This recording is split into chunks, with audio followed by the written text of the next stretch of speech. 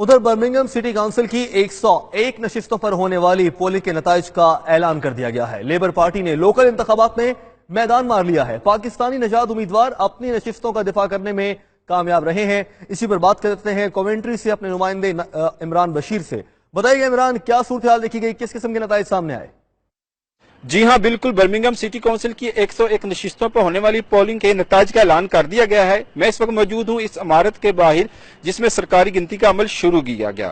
ان نتائج کے مطابق لیبر پارٹی نے 67 نشستیں لے کر میدان مار لیا ہے، جبکہ کنزرویٹو پارٹی نے 25، لبرل ڈیموکریٹ نے 8 نشستیں اور گرین پارٹی نے برمنگھم کی تاریخ میں پہلی مرتبہ 1 نشست حاصل کی ہے۔